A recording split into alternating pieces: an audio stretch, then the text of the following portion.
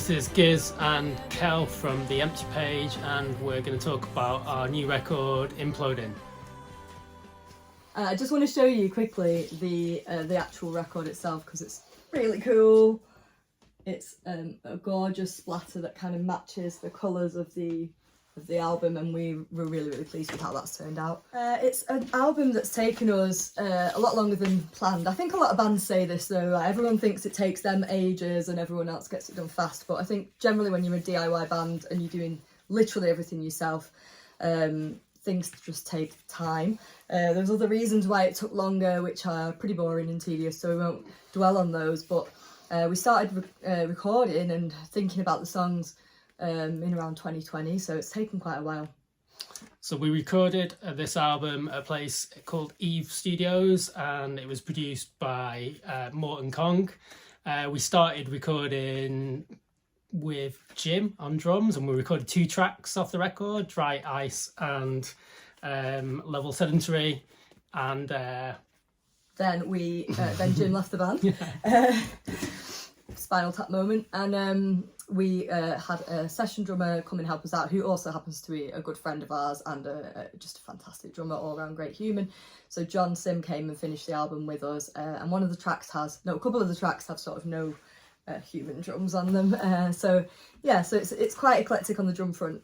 But yeah, so we called it Imploding because our first album was called Unfolding, so it's kind of like that and then like that. It's sort of like an opposite to each other, and also because we felt like when we did our first album, it was like everything, this empty page was unfolding in front of us and we could do whatever we wanted, and with this one it felt like our heads were kind of going west, and we the world was going mental, we were going mental, and our drummer had left as well. We decided on the album after that had happened, album title after that had happened, and everything seemed a little bit crazy and like it was just all going a bit skew-whiff. So that's why Imploding. And I think most of the songs on the record are about mental health, or about the human condition in one way or another. That's generally what I write songs about.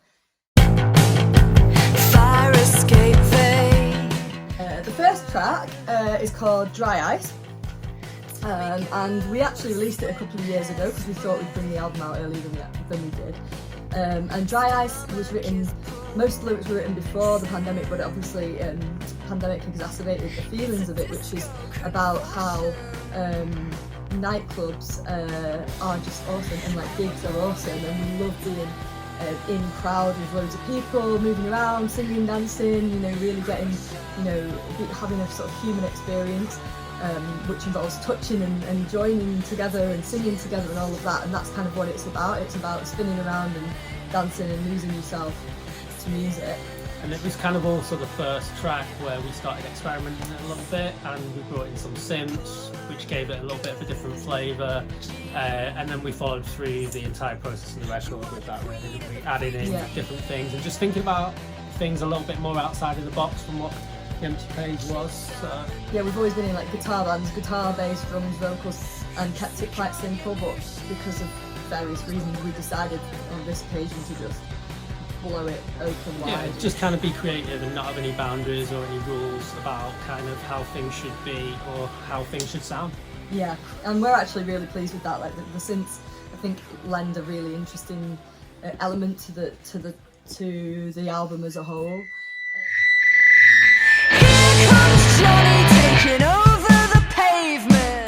Second track on the album is called Cock of the Fifth Year, and that was a single we released a couple of years later, just in 2024. It was the first single we released in 2024, and that's probably the most controversial one on the album. I've had some very upset men get in touch because it's about difficult blokes and blokes that take up too much space and intimidate you and just are just arseholes at the end of the day. So it's about arseholes, so of course it upsets some arseholes.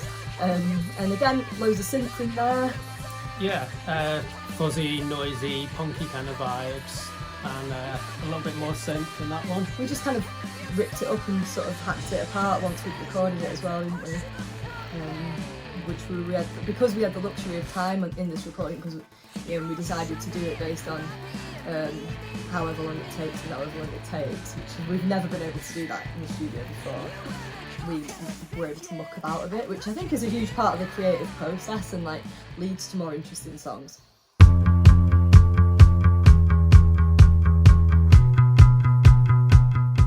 Life is a Wave is the third track on the record, and we pretty much had that one good to go, didn't we? We kind of had that nailed in the rehearsal room. We knew what it was going to be like. We wanted it to have that kind of like really sort of post-punky vibe, but that sort of a bit more ambient and shoegazy in places as well. So yeah, I think we were thinking a lot of bands like The Cure and Joy Division and New Order and more modern sort of iterations of those bands like sort of Interpol. And I wrote it about the loss of a friend and about grief and sort of how you start to examine your own life and life and death just in general. And quite a lot of people have reached out and said that they, took some comfort in that, which is what you want as a songwriter, really. Look out! It's poppin' season! Medication Nation is track number 4 Yes. on the record. Yes. And it's quite obvious, I think, what it's about. Medication Nation. It's about how, basically the mental health, epidemic, and how virtually everyone I know is on antidepressants or on some kind of medication or on some kind of self-medication, whether that's food, drugs, whatever it may be. Life is difficult, and I think it's been made a lot more difficult in the UK and probably in other countries too, but the UK is our experience by the people that we've got in power, who are now then also blaming the people that are suffering with their mental health for the world's problems, which absolutely bar me. But it's kind of about how it's not just you, it's all of us, and as much as that doesn't make it better, there's some comfort in sort of solidarity and sort of going, you know what, I feel like this too, my head's gone west too, we're all in this together. Witches are wicked and wizards are wise. I'm a white hot blade, and then, what do you call that in brackets? In brackets? Parenthesis. I don't know. What? Shit. That sounds like someone that's headlining Bloodstock. I'm white hot blade. Witches are wicked. So this song I wrote about, lyrically I wrote about, I was thinking a lot about witches. I was thinking about how women are treated differently. So I came up with the lyric, witches are wicked and wizards are wise, thinking about what I was taught as a child and how women and men in the same essentially role are painted very differently. Women are supposed to be hideous because of, witches are supposed to be hideous and scary because of the way they look and the things that they do, eye and mute and all that. And wizards, who are doing exactly the same thing, casting spells, long grey hair, all the rest of it, older, they are, revered as this wise, wonderful, solid person. And, I was just thinking how that's really quite interesting. For me, this track kind of was a bit random because it was one of the sort of ones which wasn't necessarily intended to be an empty page song. Like, I write loads of stuff and have ideas and just chuck them over to Kel, or she has ideas and chucks them over to me. And it was a bit poppy vibe and a bit dark vibe musically, and we didn't really know. It was one of the later ones for the record, really, wasn't it? So we'd never really sort of got this together properly with Jim. It was a bit fresh, so yeah, a bit of a transitional point. I was rooting around in Giz's Bandcamp demos, I think, actually, and I found it and liked it and decided to put a little vocal track down, and luckily really liked it. And we thought it had a sort of Radiohead vibe or like a Bjorky kind of vibe, so we wanted to keep with that. Someone I know listened to it recently and told me it sounded like Taylor Swift, so I'll take that. It's probably the pop. Yeah, it's kind of the poppiest kind of chorus, I think, maybe.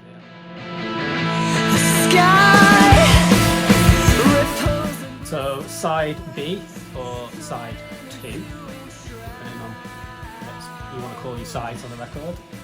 Yeah, B. Gorge, oh well. When I say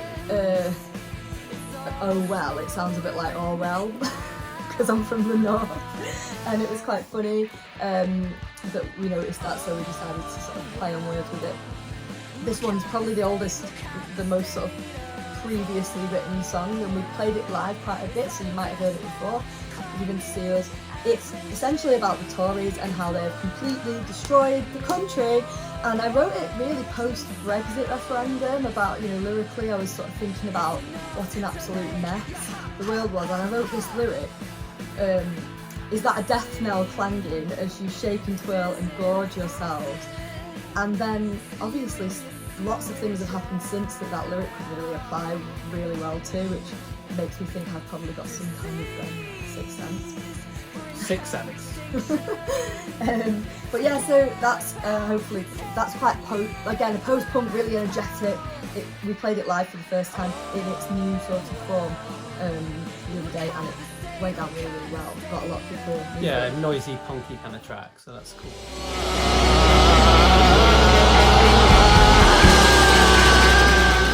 I thought you were going to say something then, but no. Yeah, no, Level Set's great. I love Level Set. It's a bit more sort of slackery, kind of college rock kind of style. So coming from sort of our 90s influences of bands, kind of like Pavement, maybe a little bit Sonic Youth and stuff like that.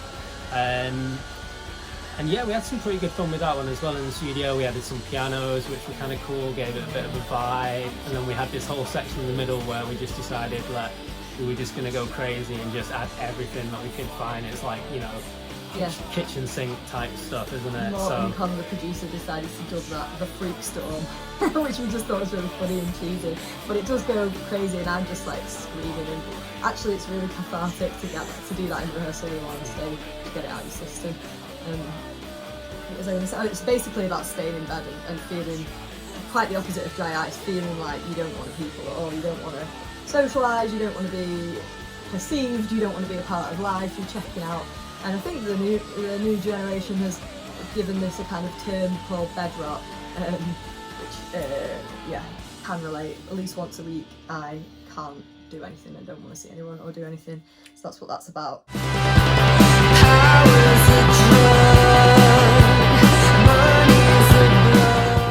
Big Nasty Palpitations, again we were kind of like vibing off the Simps. We had Mabel the Moog out again, so we were kind of rocking out on her. A bit more sort of like poppy, but also really dystopian again. It's a pretty catchy track, yeah? Yeah, it's the end. It's about it being the end of the world. I'm known for being a bit of a catastrophiser, and I panic a lot, so I wake up in the middle of the night panicking about all kinds of things that are likely to affect me and things that are more unlikely to affect me, but either way, I do wake up a lot with big nasty palpitations, worrying, and at the time I was thinking a lot about the situation in Ukraine, and obviously now what's happening in Gaza is keeping me awake at night as well, and unfortunately that doesn't seem to be getting any better, the fact that the world is always at war and there's always really awful stuff happening because of baddies.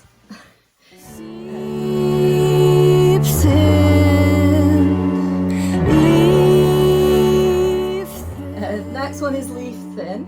Because we've never played it live, and what we had rehearsed with it totally changed by the time we were in the studio as well. So we took the drums off completely. So we just kind of got fuzz pedals, reverb, made up noisy guitars. We had this crazy bass setup where we turned the bass cab on its side. We had like cymbals with like little nails in them all rattling around, and I had to have proper like built-in sight ear defenders on when I was recording my bass tracks in that room with the bass on its side, because we had it so loud it was like rattling the walls. It was just insane. It was just great. Yeah, it was so much kind fun. of fuzzy, noisy track for us guys, but then the vocals are really dark and emotional, and it's a great track. You'll have to just check it out, and hopefully people will like it. It's a bit of it's a little bit of a different one. Yeah.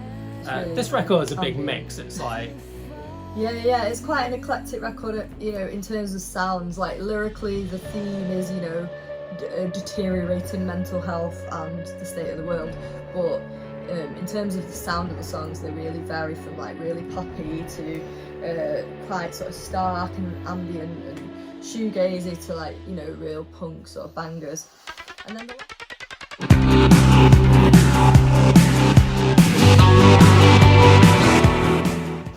then the last track on the album is called What Happens Now, which again I suppose is quite fitting, really. Wondering, you know, where we'll go next, if anywhere. This track kind of came together a little bit in the studio again, so we've yet to play this live, which yeah. But yeah, this is kind of a cool track. Again, a lot more of a poppy vibe to it, with some kind of fuzzy, noisy guitars, a little bit of synthy stuff. Yeah, and it's basically about sort of getting to the point in your life where you are looking back over things and situations you've been in, and you know, things that you love, and you know, people that you love, and you know, sort of wondering about life, and sort of it's kind of about that, really. And I like to think that it's one of those songs where you would drive down the road listening to it. It's a driving down the road. It's a fuck this, I'm getting out of this wherever I live for a bit, and I'm going to just go song. It's like a Thelma and Louise song. So the cool thing about this whole record was we got to use loads of kind of like cool amps and crazy sort of vintage gear like Morton had in the studio, and then sort of mesh that all up with our own gear, which we kind of like kind of stuff anyway. So we got loads of cool pedals and loads of noisy things, and we experimented around a bit and we had loads of fun. And even though it was a struggle kind of time wise and getting the album out, you know, we had a total blast doing it, and we've like most fun I think we've ever had recording, and we've been in lots of bands and we've recorded lots of records, and this is definitely the most fun we've ever had. Also, I've probably cried more than that. I always cry in the studio, but probably cried. So yeah. As will you when you listen to it. Anyway, we've been talking for like way too long, so we need to kind of leave you guys to do whatever you're doing. Imploding. Check it out. Hope you like it.